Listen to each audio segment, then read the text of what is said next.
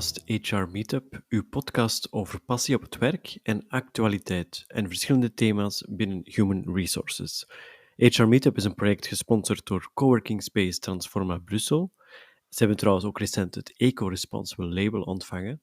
En uiteraard als tweede sponsor onze ASBL Visit 2, de podcast Factory Org. HR Meetup zal vanaf nu zijn podcast publiceren op onze nieuwe website whatsyourstory.be en niet langer op hrmeetup.org. Er verandert natuurlijk niks op het gebruikelijk podcastplatform.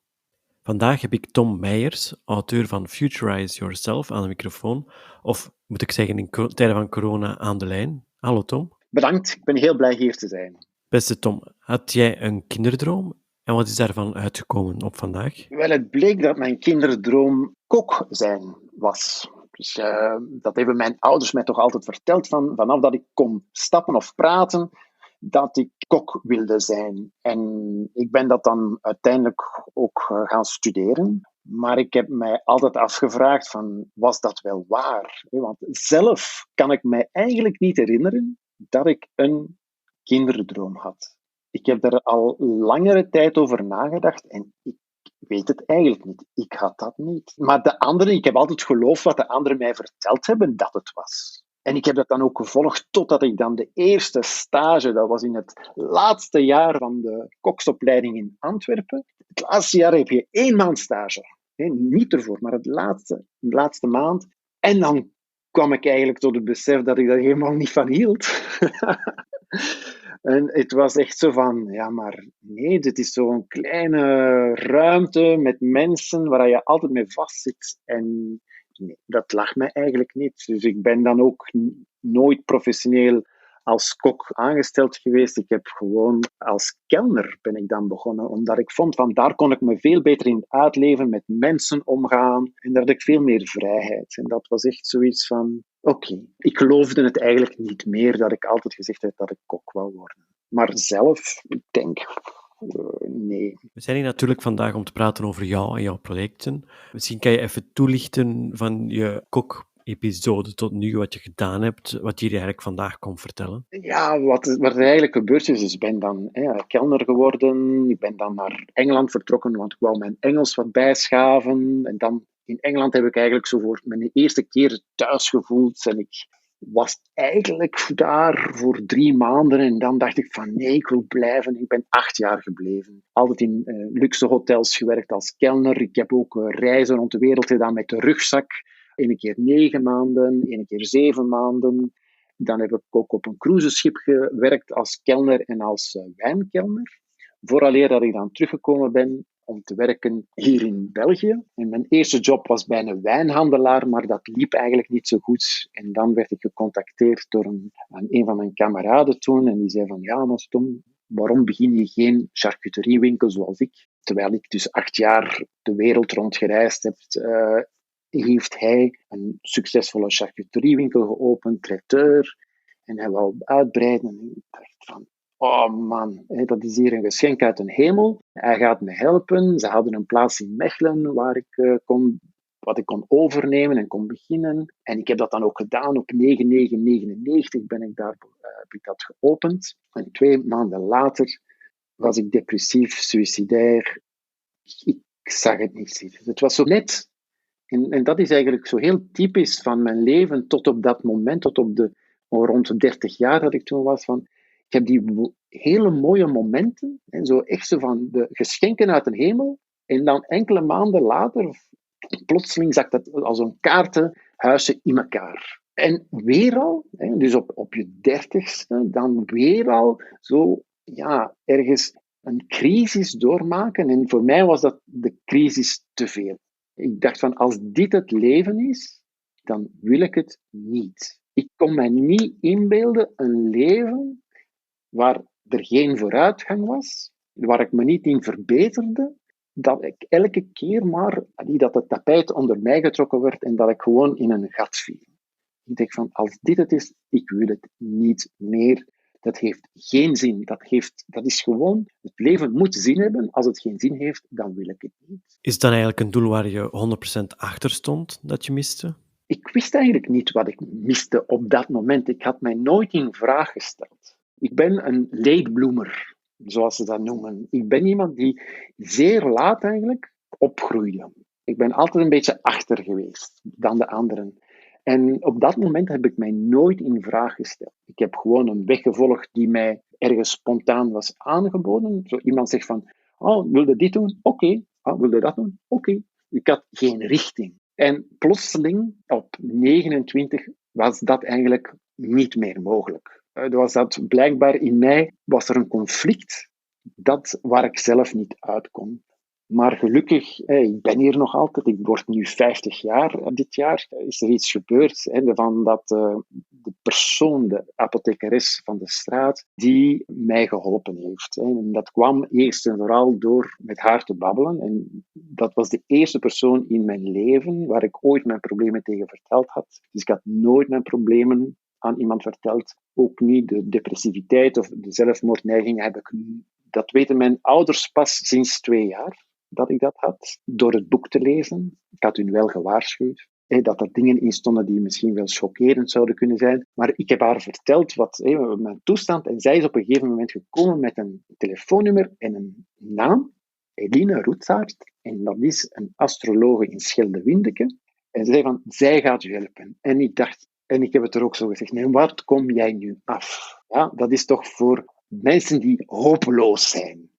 Ja, ik was hopeloos en ik ben gegaan zonder eigenlijk te weten, te beseffen hoe dat jij mij ging helpen. Ik zag het niet meer zitten, maar die dame heeft mij werkelijk geholpen, gecoacht. En dat is eigenlijk, het is niet die astrologie, we moeten gaan naar de coaching zoals we dat vandaag hebben, live coaching. Dat is wat zij met mij gedaan heeft. Maar we spreken hier over 20 jaar geleden. Coaching, dat bestond niet. En dat astrologie dat is een hulpmiddel voor haar. Maar zij heeft mij een nieuwe schijnwerper op mijn leven doen plaatsen, zo van een ander perspectief doen zien. Dan heeft ze mij vragen gegeven waardoor ik mijn potentieel heb gevonden. Ik ben een therapeut. Er was een communicator in mij, een leraar in mij, een onderzoeker in mij en iemand die nodig had te bewegen, te reizen, niet zoals in die winkel 6 dagen op 7 vast te zitten. Dat was ik niet. En van daaruit heeft ze mij eigenlijk doen, een Futurize Yourself noem ik dat. Heeft ze mij doen een beeld in de toekomst. Heeft ze mij gevraagd van, Tom, nu wil ik dat je een ideale dag in 10 jaar tijd eens beschrijft. Wat zou dat kunnen zijn? En toen had ik het idee, gelukkig, denk ik dan maar, dat er toch weer ergens iets van intuïtie was, die zegt van, kijk, ik heb nu mijn potentieel gevonden, waar ik mee geboren ben, ik ben een therapeut. Dus wat kan dat dan zijn in de toekomst? En één zin die er is uitgekomen, dat is, ik ben een therapeut, die zijn eigen methoden heeft ontwikkeld, die daar een boek heeft over geschreven en die gevraagd wordt rond de wereld om presentaties en workshops te geven. Dus dat was al mijn potentieel in 1 zin. En daar ben ik naar haar naar teruggegaan. Ik zeg van, kijk, dit is die visie die ik heb. En zegt dan, oh ja, wat stopt er u nu om dat te verwezenlijken? En vandaag ben ik dat allemaal. Super, hè? Mooi verhaal. Zeg, en jij hebt een boek geschreven en je gaat de hele wereld rond om de mensen daarover te vertellen en te inspireren. Klopt? Dus laten we zeggen dat het boek is in 2018 pas uitgekomen en dat ik al workshops en presentaties gaf over stressmanagement over de laatste 5, 7 jaar. Het is iets dat nog sporadisch is, maar het komt altijd meer en meer naar voren. Ja. En nu het thema van het boek natuurlijk is zo pertinent in deze tijd. Mensen zoeken van wat is mijn potentieel. De wereld verandert, technologie verandert ook heel veel. Van wat gaan wij nog doen als die technologieën die ze voorstellen op dit ogenblik. Internet of Things, robotization, automation. Ja, wat gaan wij mensen nog doen? Maar eigenlijk is de vraag, wat wil je doen? Wat wil jij voelen? Ja, hoe wil jij je voelen op je ideale dag? Laten we dat eens nastreven. En daar gaat eigenlijk mijn discours meer en meer naartoe. Naar van, kijk, de wereld verandert, we moeten ons aanpassen. Maar laten we ook eens denken van, naar die aanpassing toe, hoe willen wij voelen? Want ik weet, als jij gaat aanpassen dat buiten jouw potentieel ligt, dan ga je ziek worden, dan word je gestresseerd, dan word je ziek. Nee, denk eerst eens na van, wat wil ik voelen? Wat is mijn potentieel? Als ik in mijn potentieel werk, dan ga ik mij veel meer in mijn element voelen. Ik ga daar eens naar op zoek. Ja, dat is een heel moeilijk vraagstuk, hè. Mensen zijn er niet gewoon om van in die richting te gaan denken en zo. Nee, het is een heel moeilijke vraag. Maar uiteindelijk, als je die vraag begint te stellen, dat is de meest normale vraag. Hoe wil jij je voelen? Waarom doe je al die dingen die je doet? Is het voor het geld? Denk nu eens over na. Is het nu over het esteem in de wereld? Of is het om jou gelukkig te voelen? Content, voldaan. Als basis denk ik, als je echt naar de kern gaat, het waarom, als je dat zo'n paar keren vraagt, dat je dan eigenlijk op dat uitkomt. En dat vind ik zo belangrijk van, we gaan eens eerst naar die kern kijken. Wat wil je nu? Wat wil je nu eigenlijk voelen? Omdat wat wil je is te groot. Purpose is veel te groot voor de mensen. Dat kunnen ze meestal niet aan. Maar als je begint van, wat wil je voelen? Meer concreet is ook evolutionair een heel oud systeem. Dus het gevoel en dus de feelings komen voor de emoties op evolutionair niveau. Dus het is zo belangrijk. En gevoel geeft ook 3 dingen met zich mee, want dat geeft u een soort van een beweging, van waarom je iets wil doen. Maar het gevoel, dat geeft u ook een soort van parameter, dan doe ik het nu goed of kan ik nog verbeteren. Dus als je dan voelt van hier klopt toch iets niet, dan kun je nog altijd gaan ergens een negotiatie. Dat betekent dus eventjes gaan nadenken van hoe kan ik het verbeteren. Dus die 3 elementen komen in gevoel terug. Daarom hebben we gevoel. Je hebt motivatie, je moet ergens iets monitoren en je moet ergens een negotiatie met jezelf overleggen van hoe kan ik het nog beter maken. Zeg, Tom, hoe lang ben je daar nu al mee bezig? Uiteindelijk ben ik afgestudeerd als osteopaat sinds 2007. En sindsdien ben ik eigenlijk met de body coaching, of hoe dat de body, het lichaam, ook ons gedrag beïnvloedt, ben ik daarmee bezig. Dat is de link die mist. Ik heb daar precies nog een etappe gemist, want ik heb u gevolgd in uw verhaal van kok naar de charcuteriewinkel, maar die vraagstelling, het zoeken naar een doel, een richting. Nu hoor ik u praten over osteopaat, dus dat zit daar ook nog tussen. Ja, dus therapeut is uiteindelijk osteopaat geworden. Dus ik had mij inbeelden, ik word therapeut. Ik ben dus uiteindelijk 2 jaar later, nadat ik die zin heb geplaatst, ben ik dan, in die 2 jaar heb ik dan verschillende opleidingen gevolgd rond het thema van kinesiologie. Dat zijn spiertesten. Ik had daar een workshop van gezien en dan dacht van, dat kan ik doen, daar moet je geen vooropleiding voor hebben. En vanaf dat ik daarmee begonnen ben, met dat lijf aan te raken van mensen op een therapeutische manier, voor het welzijn te verbeteren. Ik kwam thuis. De eerste cursus die ik gedaan heb, was in Mechelen. Touch for Health noemde dat. En die dame zei, na de eerste 3 uur, dus ik had nog nooit in mijn leven zoiets gedaan, en niemand in mijn familie doet zoiets, die zegt van, heb jij dat al gedaan?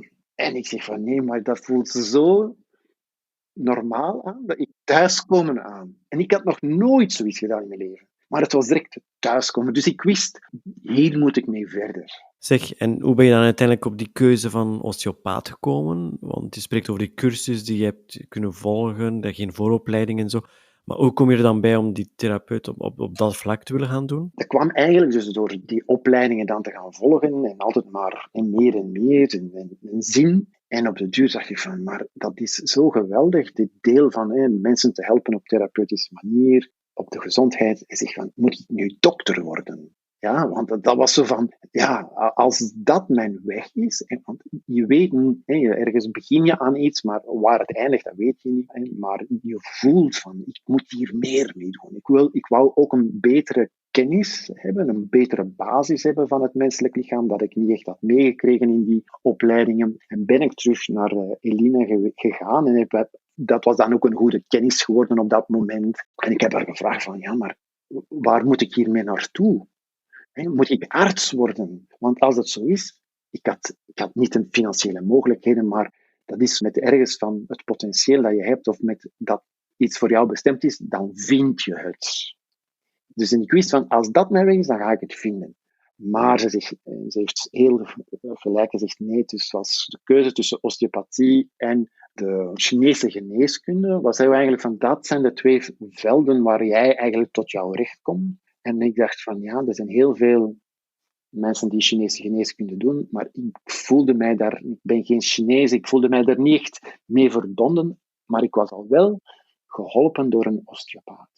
En ik had die ervaring al met osteopathie, van een miraculeuze heling. Na 20 minuten, het was gewoon fantastisch. Na 3 maanden zeer hevige migraines te hebben gehad, 20 minuten en dat was gedaan. En ik zei, osteopathie, ik ga ervoor. En ik heb een school gevonden die mij, dat was dan ook toevallig, op dat jaar dat ik zocht, begon een school in Brussel. En ik ben nu, sinds september vorig jaar, heb ik mijn masters in osteopathie. Ik heb die, want ik was dan gecertificeerd. Ik ben in 2015 gediplomeerd met een bachelor in Duitsland. En ik heb in september vorig jaar heb ik mijn masters in osteopathie behaald, ook in Duitsland. Want daarvoor moest ik wel naar Duitsland op opleiding om dat te kunnen krijgen. Zeg eens, hoe ziet zo'n traject bij jou er specifiek uit? Ik vermoed dat je dat wel ook mensen gaat begeleiden, zowel op fysiek vlak, mentaal vlak, als ik het goed begrepen heb. Hoe begin je daaraan? Op welk moment komt iemand bij jou terecht? Is het dan aan de hand van een lichamelijke klacht dat je verhelpt? Of begin je dan zo aan een traject? Of komen mensen echt met een duidelijke vraag naar zingeving bij jou? Meestal is het nog altijd naar het fysieke. Ik heb rugklachten of ik heb nekklachten en dan begint het verhaal. Maar dan moet je ook zien van wie wilt wat. Sommige mensen willen gewoon de osteopathie. Dat betekent van ik wil van die pijn vanaf en willen niet verder nadenken erover. Je hebt anderen die meer openstaan naar te kijken van oké, ik moet mijn leven in handen nemen op een andere manier en ik help hem er dan bij om een bepaald traject. Maar ik blijf nog altijd in het body coaching deel, want life coaching is iets anders en daar zijn mensen beter gespecialiseerd voor als ik. En dus ik ga dan verwijzen naar iemand die echt meer inzicht moet hebben over zijn leven, over veranderingen. Dan ga ik gewoon mensen suggereren van kijk, het is beter dat je voor die vragen naar een andere persoon gaat, maar terwijl je je verandering aan het doen bent. Want natuurlijk, jij moet jou aanpassen, jij moet bepaalde nieuwe dingen in jouw leven brengen. Iets nieuws is altijd stresserend, komt altijd met bepaalde uitdagingen. Kom dan regelmatig terug, zodanig dat ik jouw lichaam meehelp, het verwerkingssysteem, zodanig dat de balans blijft. Want heel dikwijls hoort men, en ik ben mijn droom aan het verwezenlijken, en ik ben alles over, dat is mind, dat is zo van heel, heel rationeel.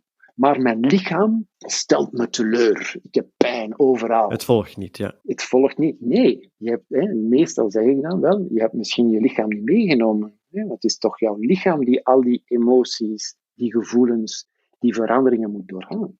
Heb jij plaats gegeven aan jouw lichaam om dat te verwerken? En meestal is daar het conflict. Het is enkel maar rationele veranderingen en niet het lichaam meegenomen op de reis. En hoe komen we dan op het verhaal van het boek dat je geschreven hebt? Dus het boek is eigenlijk gewoon de realisatie. Op een gegeven moment, ik was aan het lesgeven in Italië voor een cursus. En het ging over het stressmanagement en over veranderingen en hoe je dat lichamelijk ook moet mee begeleiden. Dat ik daar op de scène stond en er werd geklapt. Tom, tom, tom, tom. Door enthousiaste Italianen.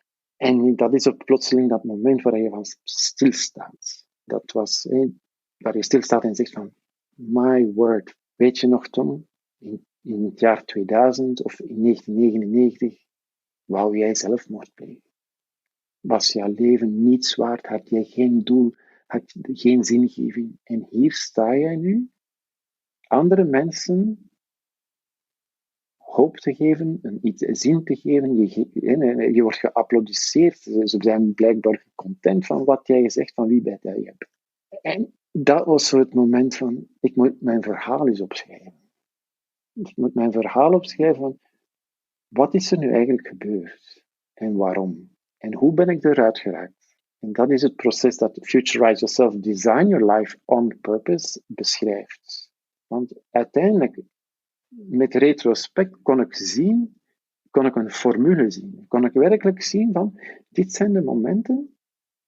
Je hebt eerst naar je leven moeten kijken, naar je verleden. Je hebt er ergens een nieuw inzicht moeten krijgen door op een andere manier naar je verleden te kijken.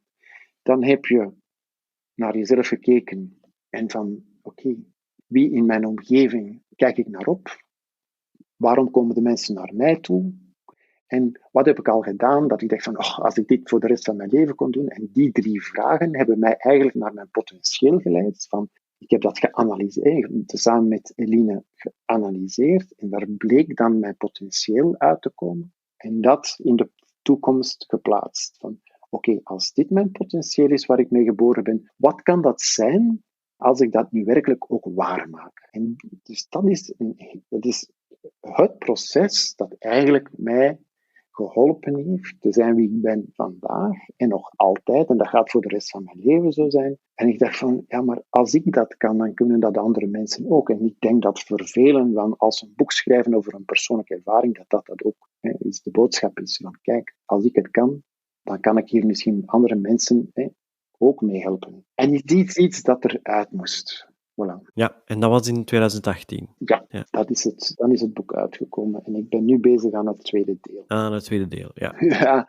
Evolving on Purpose. Dus Evolving on Purpose, dat is het tweede deel. Want nu heb je dat idee geplaatst, je hebt die visie. Nu, hoe maak je die visie nu ook waar? Want het boek stopt ergens van, ik heb die visie geplaatst, maar de weg naar de realisatie van de visie, dat is een beetje wat ik nu wil uiteenzetten. Wat brengt de toekomst voor jou, Tom? Je bent actief natuurlijk op verschillende vlakken. Ja, het is zo dat de toekomst... Ik heb onlangs, nadat mijn boek verschenen is, heb ik terug eens een introspectie moeten doen. En er blijkt dus een leiderschap naar boven te komen. En ik wil zo'n beetje meer een rol hebben, die thought leadership, dus die meer en meer naar workshops gaat en nog meer naar het spreken toe, naar het communiceren over hoe men zich best kan voorbereiden voor een onzekere toekomst. En die workshops, is het dan individueel, in groep, voor bedrijven? Of? Het is vooral in groep. En het is waar ik eigenlijk naartoe wil gaan, is de aanpak die ik sinds 2007 heb ontwikkeld, which is called the Reset Approach. Reset is R-E-A-S-E-T, dus Return to Ease. Dat is een aanpak waar ik van zie van, maar kijk, dit is een eerste hulp bij ongevallen, maar eerste hulp bij stressmethode. Dat ook tussen familieleden kan gedaan worden. De partner komt thuis en ziet van oei, de andere partner heeft een zware dag gehad en alvorens dat die dan kalmeert, dat duurt enkele uren, maar wat als je dat kan versnellen?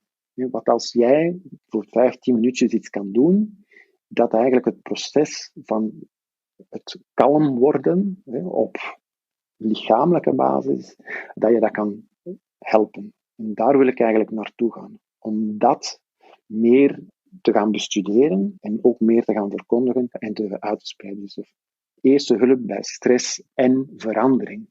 Om dat lichaam mee te nemen. Maar ook als de mensen dan zien, partners of tussen vrienden, kan men dat dan leren en doen. Maar als men dan ziet van, kijk, ik zie hier geen verandering, dat de mensen ook sneller naar een professioneel gaan. Want op dit ogenblik is een heel groot probleem dat mensen uitstellen om professionele hulp in te vragen. Omdat ze misschien ook niet altijd het bos door de bomen zien. Ja. Inderdaad, en ook soms niet beseffen in welke situatie ze zitten. Want dus verandering, stress is iets dus dat men geraakt er zo snel aan gewoon en plotseling is het te veel, ja, inderdaad. Om dat te verkorten, is er een aanpak, kan je iets doen om eigenlijk beter en sneller inzicht te krijgen in jouw toestand. En ik denk dat partnerrelaties gaan verbeteren. Dat kan, je werkkwaliteit gaat erdoor verbeteren. Dus jezelf als persoon wordt er een beter mens van. Dus dat zijn zoveel aspecten wat ik dan peace, de vrede, meer gaat. Een vicieuze cirkel eigenlijk. Hè? Die begint bij jezelf en dat kan alleen maar een positieve invloed hebben in jouw omgeving, het werk en zo. En met vrede bedoel ik dat gevoel, van dat gevoel dat je dan ook uitstraalt. Want natuurlijk, weerstand hebben we altijd nodig om te groeien. Dus het is niet de weerstand wegnemen. Nee.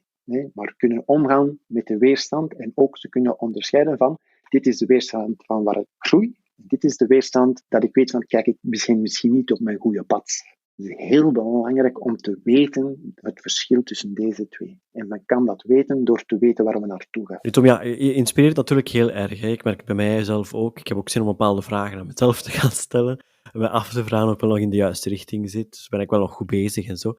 Nu, ik heb ook opgevangen dat je van plan bent om met een podcast te starten, waar we ook aan kunnen helpen, meewerken en zo. Het is ook de bedoeling dat we een synergie gaan creëren van die twee projecten, elkaar een beetje verder helpen. Hoe zie jij dat in de toekomst? Is dat een heel concreet project dat nu gaat starten? Hoe kunnen we jou terugvinden online? Waar ben je actief? Laat ons zeggen dat de podcast ben ik nu, dus de mensen aan het contacteren die ik graag zou hebben als gast op de podcast. Er is What the Future, dat is eigenlijk het thema. What the future. En dat is voor vele mensen, waarom moeten wij nu over de toekomst nadenken? We hebben nu problemen. Maar ja, we moeten toch een beetje meer met onze toekomst bezig zijn, want ons leven verandert heel snel door technologie. En we zien wel, niet enkel door technologie, maar de COVID-19-virus heeft ons getoond van in een mum van tijd is de hele wereld veranderd. Dus, maar hoe we ermee omgaan, dus nu is het een beetje achter de feiten lopen, maar we kunnen ook veel beter voorbereid zijn op van alle mogelijke scenario's, maar ook we hebben veel meer invloed op onze toekomst dan dat wij denken. En het is daarom inzicht te geven dat het is belangrijk om ietsjes meer lange termijn denken in ons persoonlijk leven te brengen. En ik zeg wel persoonlijk leven, want bedrijven die doen dat normaal al. Die hebben een lange termijn projectie. Maar voor ons eigen leven... Dan moeten we het zelf doen. Ja, maar dat wordt niet gedaan. Ja.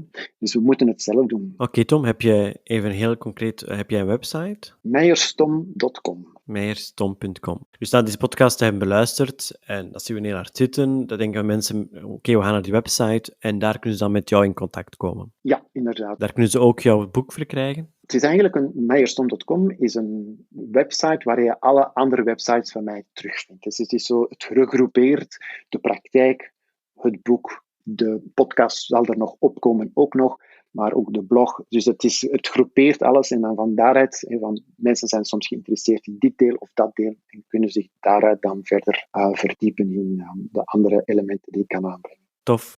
Bij HR Meetup eindigen we natuurlijk steeds ons interview met 3 standaard vragen. Nu, wat is voor jou een echte HR? Het kan een persoon zijn, departement.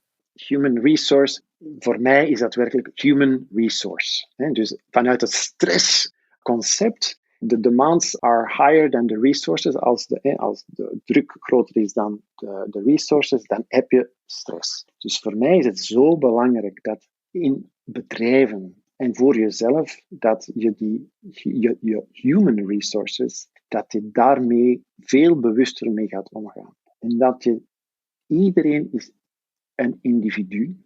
Iedereen heeft een bepaalde kwaliteiten, maar ook die kwaliteiten of jouw resources zijn niet elke dag dezelfde. En we moeten een beetje meer daar contact mee nemen. De human resources zijn, dit is toch in hun interesse dat de mens in zijn potentieel veel meer kan bereiken voor zichzelf en voor het geheel van het bedrijf. Maar natuurlijk, je hebt tegenwoordig te weinig mensen in human resources, zodanig dat die geheel personaliseerde aanpak eigenlijk misschien niet mogelijk is. En toch moeten we daar naartoe. Want het is blijkbaar, het is zo belangrijk dat de mens die het werk moet leveren, als hij in zijn potentieel is, dat het toch wel beter gaat gaan voor iedereen. Heb je al eens het wow-effect meegemaakt binnen HR? Ja, dus ik ben al heel lang zelfstandig, dus ik ga een voorbeeld nemen toen ik op het schip werkte. Dus een cruiseschip, de Queen Elizabeth II. Het moet zo ongeveer in 1993 zijn geweest. We zijn met 1000 personeelsleden daar op het schip, voor ongeveer 2500 passagiers. Ik was in Hongkong en ik kreeg een brief van mijn mama. Het is voor de e-mail, dus een tijd, er was geen directe connectie, er was ook geen smartphone toen, dus ik kreeg een brief. Dat was een geweldige ervaring om een brief te krijgen. Dat was gewoon altijd het summum als we aankomen in een haven. En we waren in Hongkong en in de brief stond van Tom, sorry, maar ik ga zelfmoord plegen. Oei. Ja, oké. Dat was niet de brief die ik verwacht had natuurlijk. En ik heb dan proberen te bellen. Niemand nam op de laatste nummer die ik wist van mijn mama. Ik ben gaan lopen. Dus dat is weer een stressrespons. Je gaat weglopen, maar ja, het kon er niet van weg. Ik wist niet wat te doen. En dat was ook nog altijd een periode waar ik tegen niemand mijn problemen vertelde. En ik ben gaan werken s'avonds in het restaurant waar ik dus op het schip. En mijn manager heeft mij in zijn bureau genomen en zegt van Tom, er is iets niet oké. Wat is er? Ik ben dan natuurlijk in tranen uitgebarsten en hij zegt van wacht eventjes. En heeft de priester aan boord gehaald. En de priester zegt van wat moet ik nu met die priester aan? En die heeft mij weer gevraagd van leg het nu eens uit. Hij zegt van oké, vertrouw me, hou het bij mij. En wat er eigenlijk gebeurd is, en dat wauw-effect, man, wat een geweldige organisatie. Hij heeft de Flying Angels in Hongkong gecontacteerd. Die hebben de Flying Angels in Antwerpen gecontacteerd. Die hebben mijn mama gevonden. Hoe? Ik heb geen idee. Hebben zelfs bloemen meegenomen. Die hebben mijn mama gevonden in een centrum voor vrouwen. Dus die was dan door de politie geplaatst daar. En heb ik een bericht teruggekregen 3 dagen later in Yokohama. En in Japan, we waren toen in Japan, met het bericht van, uw mama is hier oké. Maar dat, dus we zijn met 1000 personeelsleden, dat die ene persoon mij, dus in het hele systeem, dus die persoonlijke aandacht heeft gegeven en alles wat er dan gebeurd is, voor dat bericht. En dat is gewoon dat wauw, even kijken, wat achter de schermen soms. Wij weten dat niet. Ik was al een jaar op het schip of zoiets en plotseling zie je van wauw, ik word hier zo ondersteund. En dan weet ik dat er zoveel anderen die problemen hebben thuis, die op het schip zitten, die dat ook krijgen. Dat is eigenlijk een. Dat is eigenlijk wat een echte human resources zou moeten doen. Hè. Vandaag de dag zijn ze veel meer bezig met ondersteuning van een dienst dat geld op moet brengen. Ik denk meer aan resource management geworden in plaats van minder human. Ja, nee. Dus dat was voor mij echt het. Nee, dus dat was. Hij zag werkelijk dat mijn resources op dat moment niet capabel waren. En niet oké waren, ja. Een dienst, dat is een luxe schip, ja. En de passagiers zijn mensen die een bepaalde service wensen en verlangen. En dat is ook normaal, ja, dat ik op dat moment niet de resources had om dat te doen. En hij heeft dat gezien en hij heeft mij geholpen. Er zijn zo 2 verhalen dat ik zo heb van op het schip, maar ik ga er 1 vertellen, want het is gewoon, ja, dat is toch wel die persoonlijke attentie die ik toen gekregen heb, ben ik altijd dankbaar voor. Als jij 1 boodschap zou hebben aan alle HR, human resource mensen, die deze podcast beluisteren, wat zou dat dan zijn? Vergeet uzelf niet. Dus als HR-manager of mens die in het HR-systeem werkt, wees aandachtig voor jezelf. Want als jij in jouw lichaam je gestresseerd voelt, of dat die tensie, dat straalt door naar de anderen. Het is soms, sommige mensen zeggen het is selfish, maar nee, dat is gewoon normaal. Je moet goed aan jezelf denken, vooraleer dat je anderen kan helpen. Je moet de resources hebben om de anderen te kunnen helpen. En dat is bij therapeuten ook zo. En dan zijn we terug bij het begin van jouw verhaal, hè? Ja. Ja, ik moet voor mezelf. De cirkel is rond. Voor mezelf zorgen. Ja. En je hebt dat gedaan en kijk eens wat voor mooie dingen dat eruit voortgekomen zijn. Heel erg bedankt voor jouw tijd, Tom, om jouw verhaal hier te brengen. Het was heel inspirerend. Ik hoop jou zeker nog vaak te horen in de toekomst. Ik ga zeker ook jouw boek lezen. Ik ben er zeker van dat ik er heel veel uit kan halen voor mezelf. Dus echt heel erg bedankt, Tom. Graag gedaan. En bedankt om mij op de show te hebben. Heel graag gedaan. Met veel plezier. Aan de mensen die luisteren, hebben jullie zin om zelf voor ons micro te komen? Ook in tijden van corona kan dat. Dan mag je ons gerust contacteren op de website whatsyourstory.be. Dankjewel.